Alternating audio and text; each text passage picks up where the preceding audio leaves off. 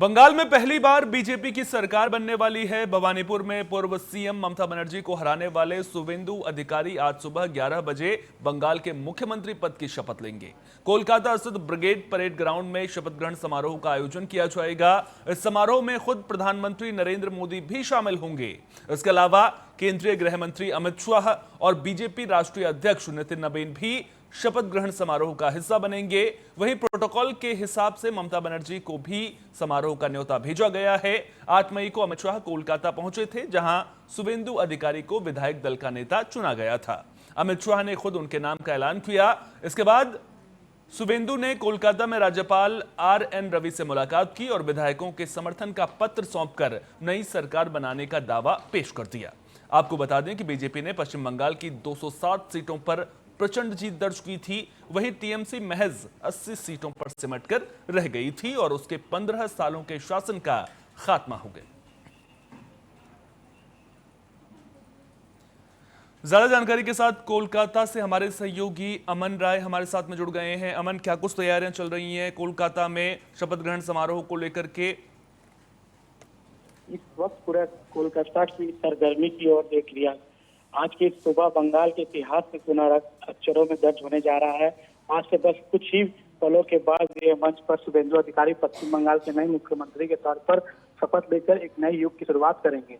सुरक्षा के इंतजाम और मेहमानों के आने का सिलसिला शुरू हो चुका है। आज का ये नजारा ऐतिहासिक है, क्योंकि मंच पर प्रधानमंत्री नरेंद्र मोदी, गृह मंत्री अमित शाह और देश के तमाम दिग्गज नेता मौजूद हैं। दिल्ली से लेकर बंगाल तक आज हर किसी की नजर इसी शपथ ग्रहण समारोह पर टिकी है। समर्थकों का जो हुजूम आज सड़कों पर उतरा है वो बता रहा है कि बंगाल की जनता इस बदलाव का कितनी शिद्दत से इंतजार कर रही थी। कल तक जो सिर्फ एक कयास था, आज वो हकीकत बना जा रहा है। जैसे ही राज्यपाल शपथ की प्रक्रिया शुरू करेंगे, बंगाल की सियासी का ये नया अध्याय पूरी दुनिया के सामने होगा। जी अमन, आपसे ये भी जानना चाहूंगा कि जब चुनाव प्रचार चल रहा था उस दौरान बंगाली अस्मिता की बात लगातार की जा रही थी, बंगाली संस्कृति की बात लगातार की जा रही थी। शपथ ग्रहण समारोह के दौरान ब्रिगेड परेड ग्राउंड में क्या कुछ ऐसे इंतजाम किए गए हैं जिसके जरिए पूरा भारत बंगाली संस्कृति से रूबरू हो सके? सांस्कृतिक कला और जो भी बंगाल का जो इतिहास रहा है उन सब चीजों को यहाँ पे दिखाया और ये किया जाएगा।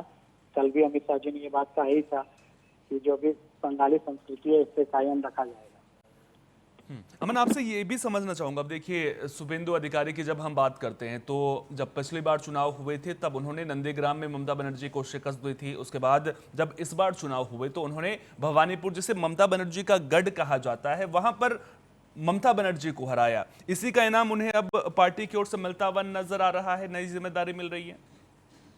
कल ग्राउंड से तो यही समझ में आ रहा है कि आज ये कि भवानीपुर में उनकी जो जीत हुई है इसी को देखते हुए आज उन्हें ये नया पद और ये दिया जा रहा है। अमन, ये भी आपसे समझना चाहूंगा, अब देखिए जब बंगाल की बात करते हैं तो कानून व्यवस्था बड़ा मुद्दा नजर आता है। अब अगर शुवेंदु अधिकारी जब अपना कार्यकाल संभालते हुए नजर आएंगे, मुख्यमंत्री पद की शपथ लेंगे, तो उनकी प्राथमिकताओं से में जो सबसे बढ़कर कोई चीज रहने वाली है तो कानून व्यवस्था सबसे पहले रहने वाली है। उसके अलावा और कौन कौन सी जो जिम्मेदारियां हैं उनका निर्वहन करने की उन पर सबसे बड़ी चुनौती रहेगी? जी, प्रशासनिक तो एक मुद्दा है ही। वो इसके पहले भी पश्चिम बंगाल सरकार में काम कर चुके हैं, तो उनका एक्सपीरियंस जो है बहुत हाई लेवल का है। तो ये उनका मुद्दा रहेगा कि प्रशासनिक स्तर को और मजबूत किया जा सके। इसके साथ ही शिक्षा और जो रोजगार वाली बात इन्होंने कही थी उस पर भी जोर देने की बात कही जा रही है।